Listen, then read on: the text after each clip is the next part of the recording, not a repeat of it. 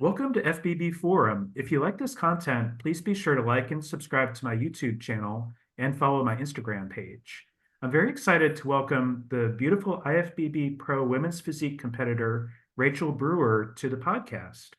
Rachael has been competing in bodybuilding since 2019 and earned her pro card at the NPC Nationals in 2020.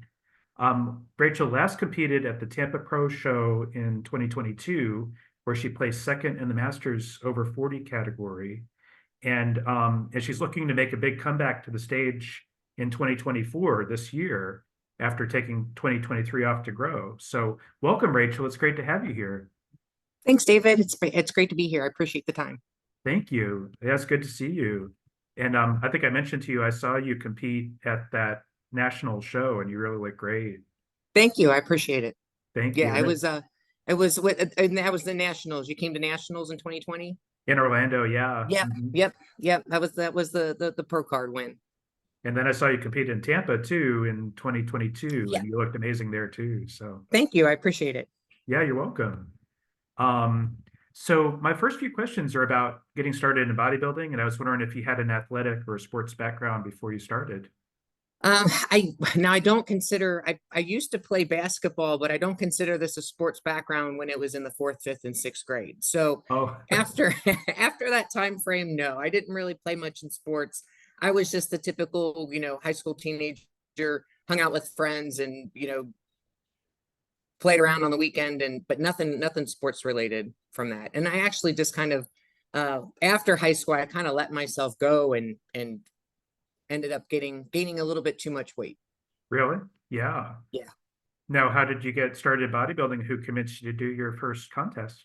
Yeah, so I ended up, as I mentioned, in my 20s, I kind of let myself go. I used to smoke cigarettes and actually gained weight, and I was over 200 pounds. Like I was a big girl.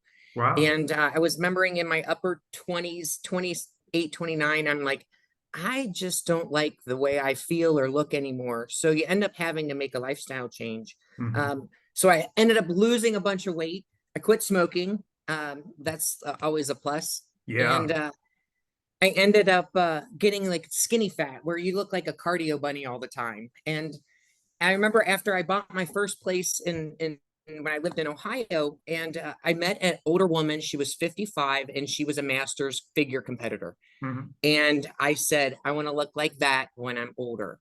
And it's kind of, I just started lifting in my 30s, and then I actually ended up gaining and getting on stage in 2019. So I had a nice 8 to 9 years background of lifting before I actually stepped on stage. Wow, that's good. So I gave you a good background and gave you a good kind of foundation for competing. Yeah, because it was always and by the time 2018 hit, everybody was kind of asking, do you compete? Do you compete? And I said no. And my coach at the time in Chicago said, why don't you just do a show? And I said, okay, might as well. We'll do 2019, and kind of like a bucket list, and we'll just see how it went. And it went really well. Did you compete in figure in 2019? I actually did crossover. I competed in figure, and I also competed in women's physique. And then women's physique was kind of where it stuck. I did well in both categories. I actually placed really well in my very first show, and which qualified me for nationals. But then going in, I just knew I was a physique competitor after that. That's terrific. Yeah. As a fan, I prefer physique because you get to do the posing, and you get to show your Yeah, and you get the routine afterwards. And for me, it's always about, I always pick a song that I really like, and then try to mesh all the poses into it. And but I like physique a lot better because I like the muscle definition. I like having, the larger legs, the larger back and shoulder caps and so forth. So physique's where it's at for me. Oh, I agree. I think and you do a really good job with it too. Thank you. You're welcome. Now, I was curious, do you have a fitness role model? I follow women physique competitors. I follow the IFBB Pro League. I follow my lady competitors and lady friends. But as far as like, I guess a fitness role model, I would say no. For me, it's all about how I perceive the sport and what I want to do and my gains and and what I'm trying to build. So I just kind of focus on that more or less. I guess idolizing over just one person. Sure. Okay, I understand that. Yeah, that makes sense. I was curious when you first got up on stage, was it kind of nerve-wracking to get up there in a bikini, just like very little Oh, clothing holy there? crap.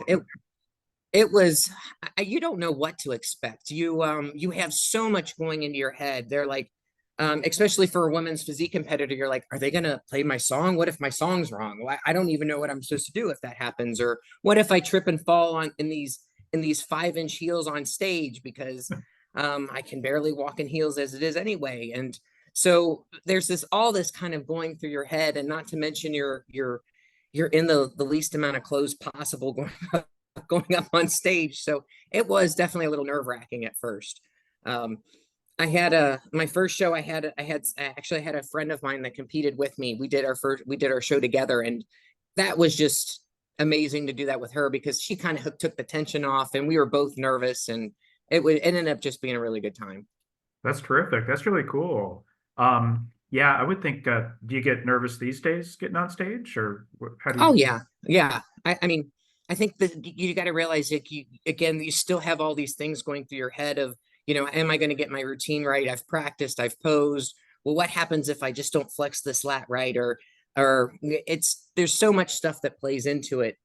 So yeah, you still get the butterflies and the nerve wracking, and I think for me, it's always up until you get on stage, and then once you get on stage, it's like, okay, I'm all right, I feel okay, but it's Hmm. just that get up there. It is one thing I find interesting is you put all these, years of work into building your body but then you only get a few minutes on stage. So I would think that would be just a lot of pressure. That's a lot It of, is. Yeah, yeah, yeah. You spend 20 weeks trying to perfect and look the best you could possibly look for, you know, 2 minutes on stage, and then it's like, okay, I can go eat now. I think if I were a bodybuilder, I would, I think I would overthink that, yeah, that You aspect of can, you do. And for me it's just like um body, for me, I am a pro, but bodybuilding is like a passion of mine. It's a hobby. I love to do it. So I try not to sweat the small stuff.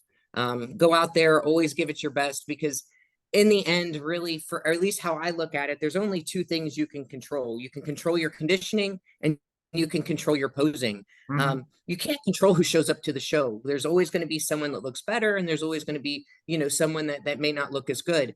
And mhm. it's just whoever shows up to the show, and how you place is how you place. So, control what you can control and have fun with the rest.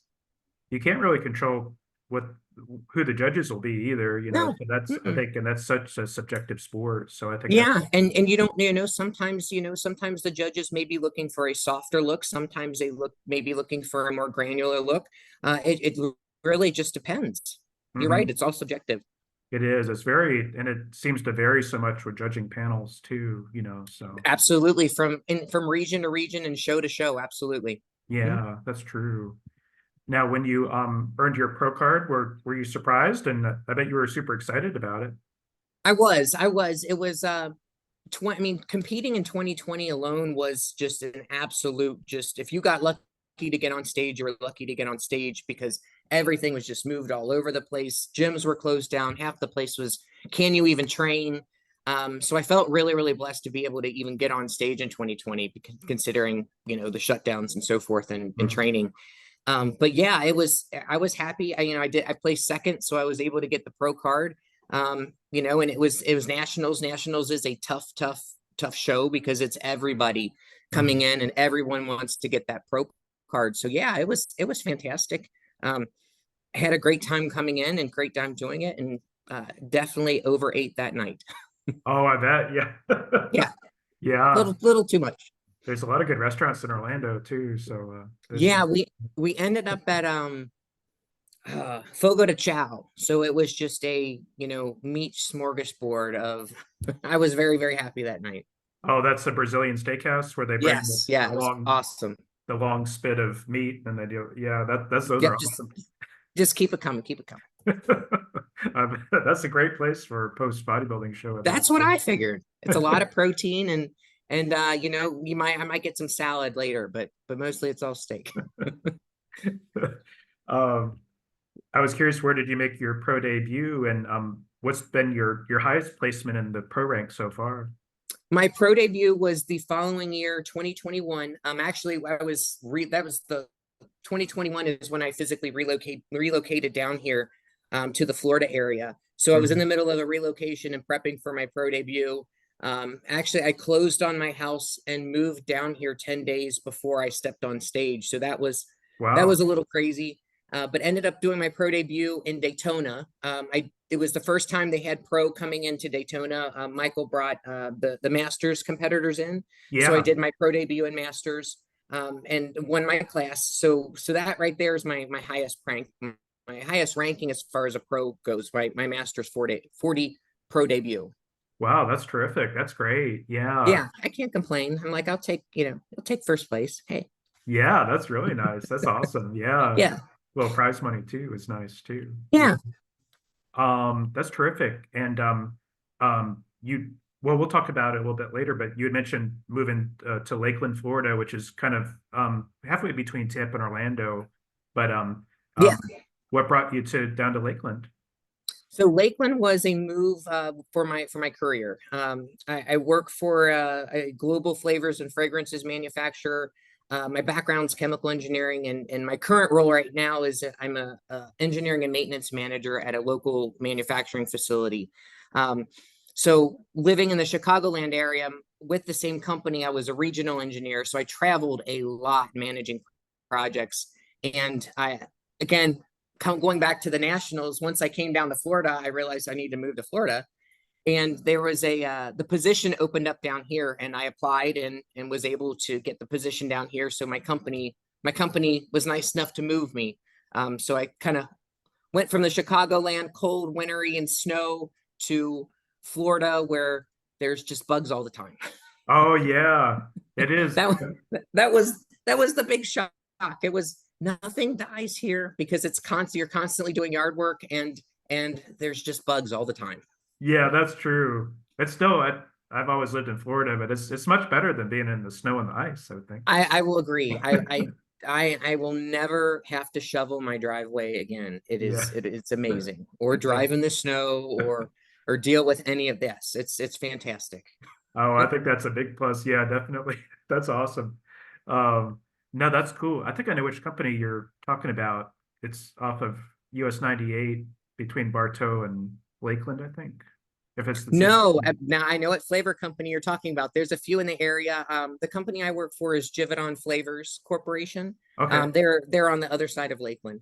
Oh, that's cool. Very Yeah. cool. Yeah, that's awesome. Yeah, there's a lot of manufacturing in Lakeland, and I know my ex-wife was a chemical engineer, and we actually moved to Bartow so she could work at Mosaic, the big phosphate Oh yeah, mining company. phosphate mine. Yep. Yeah, so there's definitely a lot of industry in that part of Florida for sure, which a lot of people don't know per se because No, it's no. not I the mean, territory. I wouldn't think like when I moved down here because especially moving from like Chicago, which was very, very city, people everywhere to Lakeland, which is a lot more rural. Hmm. Uh, I wasn't expecting the manufacturing here, and I was kind of surprised. Coming in, we have there's a large Coke manufacturer, there's Citrali, there's all these other large companies that we have here. So Hmm. so I mean, it's nice for the job market for sure. It is, yeah, it kind of diversifies the economy a little bit too. Yep. It's nice, yeah. Um, Now I was curious for competing, do you prefer competing in Masters or Open? And what's your plans for this year for Masters or Open? Well, I've only done one open competition, and that was Tampa. So it's hard to say whether I like, I guess I feel like I need more experience in the open category, which is my goal this year, to Okay. step out more in the limelight and come into open. So right now, what I'm planning on, and actually I sent my coach a message like, "Hey, we're getting close." To the hitting the cut time. But this year, my goal is to try to hit Chicago Pro. It would be great to get up there for a week. I want to see some friends of mine and see how I do with Chicago Pro. I would be probably competing in open in that. Obviously Tampa because Tampa's local. I love Tampa. It'll give me some time to spend in Tampa and get on the beach in Clearwater too.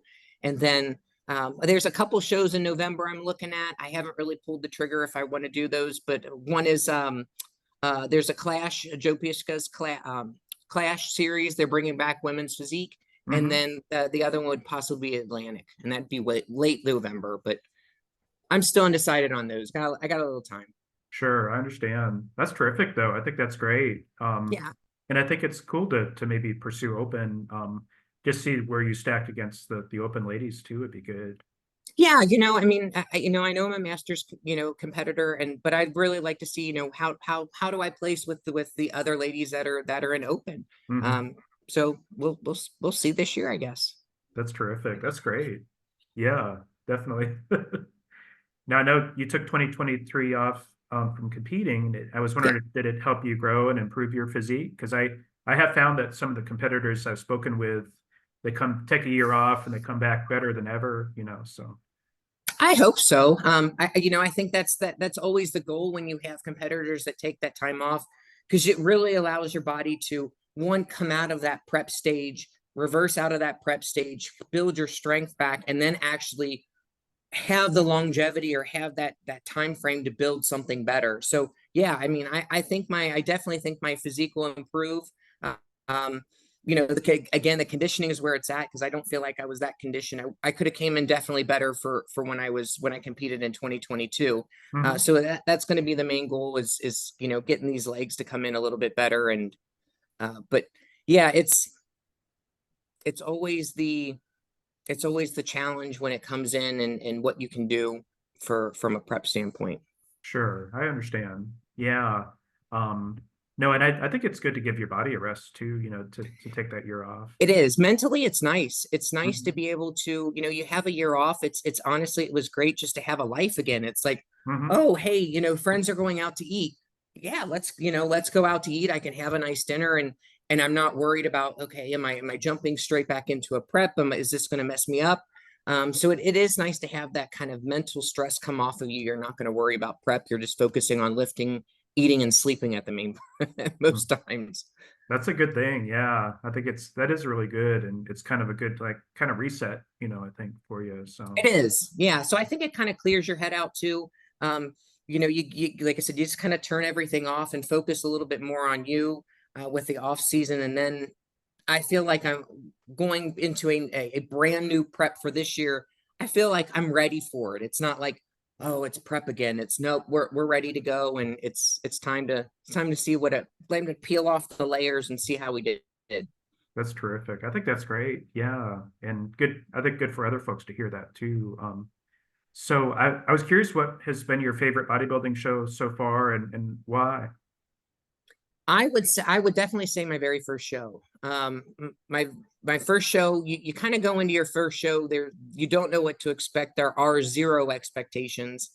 And as I mentioned, I had a friend of mine, Lori. She's still a good friend of mine. She lives up in Chicago. We did the show together, and it was just, the camaraderie was just amazing. Like, when you think about it backstage, being a first time competitor, you're thinking, well, are these people going to talk to me? We're competitors. How does this work? When really everyone backstage was super nice, super Mm, friendly. hmm. We were all just there sharing the experience versus looking at it as we were competitors. Like, Mm, does she look better than me? Um, it, so I would definitely say by far that was my absolute favorite show. It was that's just terrific. no expectations. It was a lot of fun. That's really cool. I'm glad to hear that. Yeah. And tell me what show that was again in That 2019? was I competed in 2019 at the Midwest NPC Midwest Gladiator up in Chicago. Oh wow, that's terrific. That's really cool that you experienced that. We talked a little bit about NPC has like better trophies too. Exactly. Yeah, I feel like they do sometimes. I mean, you look at Serge. I know Serge has a show coming up, and he's giving this gigantic overall trophy away. You have the NPC trophies, and because I do, as a side gig, I do work for hotspot tanning, so tan the competitors. So you Okay. see the trophies at NPC, and I'm like, man, I wish we can get one of those. Like, I want a big trophy. Hmm. I need a big shelf to put something on. Oh, I know. The big trophies are really cool looking too. I know. I'm pretty impressed. I'm like, man, all right. They get the belt and the backpack, and I'm like, it's pretty cool that they give the NPC competitors that, because I think, being, it's it's a lot of fun being in the NPC, and I know everybody tries to go for their pro card in the NPC, but the NPC is a lot of fun. So I like to tell people, enjoy enjoy the ride while you can, and but always keep pushing for improvement. Yeah, you didn't get to stay in the NPC long too, because you had No, by next no. year you'd got your pro card. So yeah. Yeah, I turned pro very, very quick. Like I said, my first show was 2019, and then my second show it was pro. So that was kind of like it was like, oh wow, you don't really think you're going to do that well. Like, the my first show was a bucket list. It was like, oh, I'll just compete, see how you do. And then I ended up doing really well, and I was like, okay, well then we'll go to nationals. Let's see how we do. And then I did really well and turned pro, and I'm like, okay, I'm a pro. Let's see how we do. So I feel like it's just kind of a constant year. I'm constantly evolving, but we'll see how it goes. That's Take great. one step at a time. Yeah, definitely. I think that's good. Yeah. Now, my next few questions are about prep and coaching, and I was curious, do you have a prep coach? Yes. Yep. I have a prep coach. He's actually my best friend.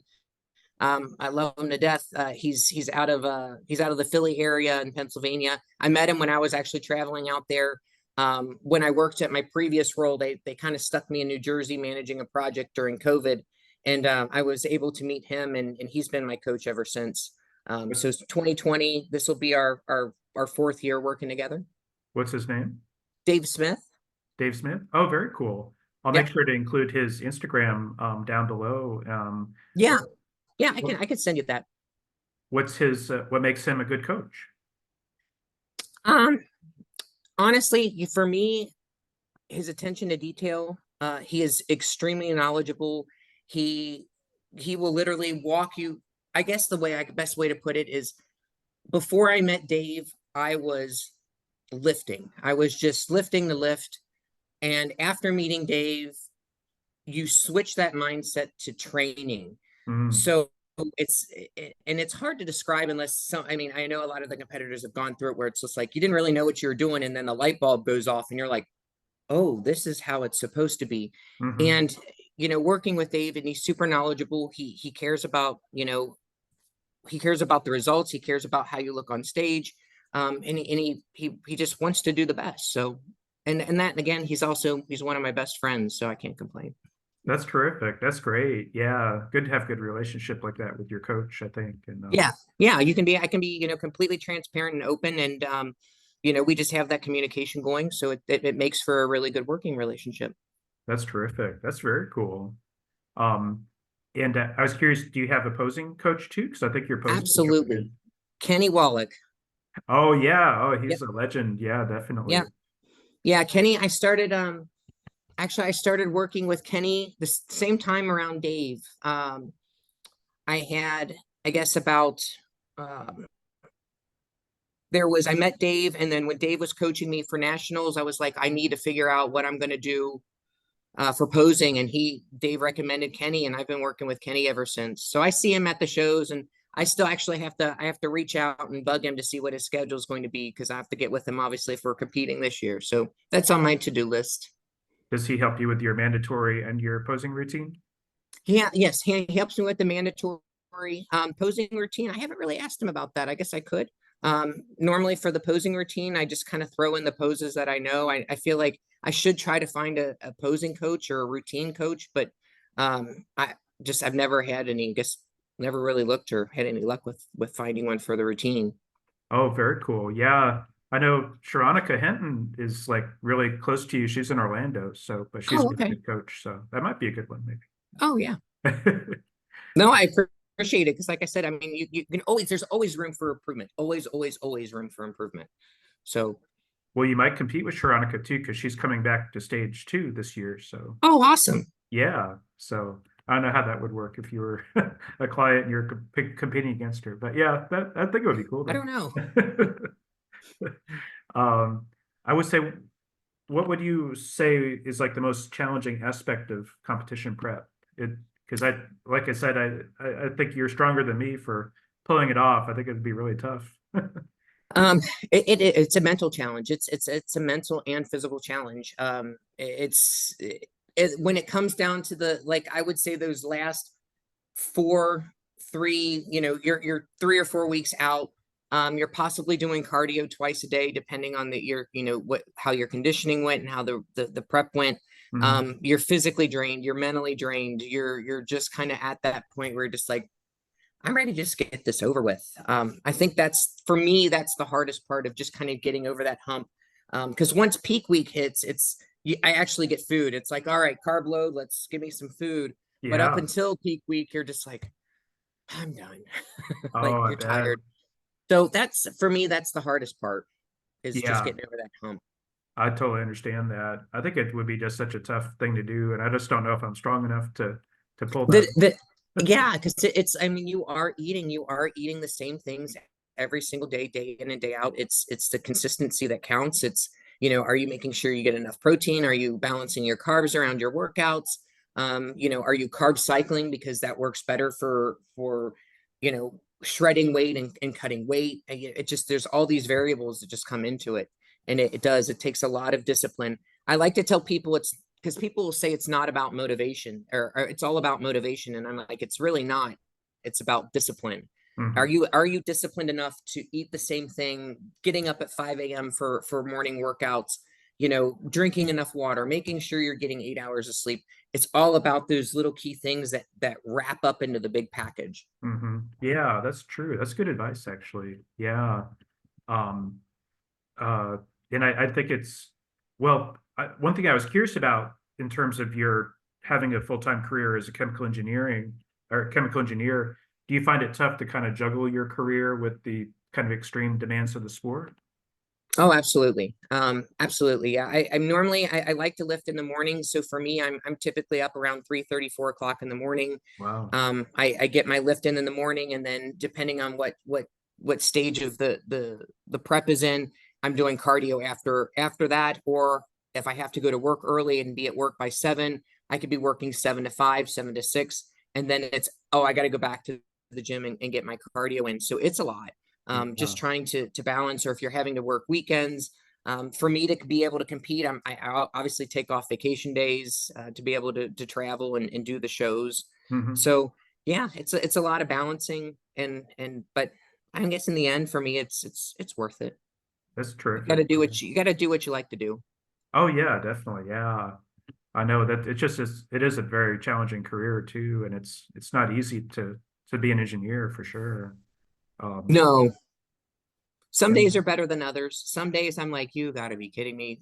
Or that you get to work and everything that could possibly go wrong at work, like everything just blows up, and you're just like, here we go again. But like again, you can't. That's all the stuff you got to control. You can still control getting all your meals in a day. You can still control your water. So you just got to look at it that way. Even when everything else is out of control, what are you controlling for your prep? yeah, I understand. That's really, yeah, definitely. Um, Now I was curious, do you have any kids? No, no, no kids. I have two awesome dogs, and those are my kids. I love my puppies to death. I have two Frenchies. One's 4 and one's 2.5. Um, those are my kids, That's and awesome. so they're expensive. Don't get me wrong. They're very expensive. They're just like kids. But no, I don't, no kids. I've never really was. I never, I knew from a younger age I never desired to actually have children. So that's just Sure. more of a personal choice. Oh no, I understand that. Yeah, your dogs are really cute too. I've seen them on social media, so Yeah, they're my babies. they're exceptionally cute. I know people are stealing them too because they're so valuable. I know, like I know, and what it is like the people that don't realize these dogs, they actually come with a lot of health complications. And if you don't know the dog or the breed, I mean, my poor little puppy last year, he herniated a disc, and I mean, he was in the Hmm. hospital and had a fentanyl patch, and I mean, had an MRI and all this crazy stuff. So Oh wow. it's I hope nothing happens to him, but yeah, it's unfortunate they're getting stolen, because they just don't people just they're so popular, but they just don't realize what health problems can happen with them. Yeah, I understand. It's just the shame yeah, because they're so well loved too to some. Yeah, they're awesome. I mean, they're awesome dogs. Their personalities are great. They're lovable. They cuddle. Um, I mean, they snort around like little pigs, and they fart all over the place. It's quite cute. I know. You don't think it is, but it really is when like they sniff around, they sound like a little pig all over the place. That's But cute. it's, yeah, I love them. They're great. That's so cute. Um, now we're running a little low on time. We only have about 3 minutes left, but I was curious about your social media presence because I know you're probably overdue for an Instagram post, and I know, I'm so we, bad. I'm we not. fans want to see your progress too. You know? I know. I'm so bad. I am horrible at social media. I know, and I should post more. I always feel like, um, I guess maybe a little self-conscious posting, like, why, who cares, that type of deal, when you post on social media, or is it really necessary? And I know I should post more. I get asked a lot to post, and then that's my fault. I got to get better at doing it. I guess my life, when I look at social media, I'm like, my life doesn't revolve around the social media aspect a lot of times. So I Sure. always think the last thing I think of is, oh, I should post that to Instagram. It's I got to go to work, and I got to get other stuff done, and I got to go grocery shopping, not posting on stuff like that, I guess. Oh no, I totally understand that. But now that No, you're doing your comeback for this year, your fans want to I know. should, yeah, I Yeah, should come back posts. I know. That's right. Yeah, we're excited for you. So, um, well, I guess if you don't mind, like we had mentioned earlier, if you wouldn't mind doing a quick flex for me, what I'll do is turn off my sound and because Oh, it'll shoot back to you, and then just say something real quick after I mute myself. you good? We'll be there. Thank you so much. I appreciate it. Of course. And I'll try to get this posted soon. And send me Dave's Instagram too, so I'll make Yeah, sure of to course. post it at the bottom. But thank Yeah. you for your time, and Thank you very much, David. It was very nice to chat with you today. hope to see you at a show soon. Definitely in Tampa. I think I'll be You'll attending. see me this year. Yeah, and best wishes for you. I hope you do well Yeah, and too. if you see me there, come up and say hi. Oh, Don't I be a will. stranger. Oh, Okay. definitely. Thank you. Awesome. Take care. Thanks, David. Bye.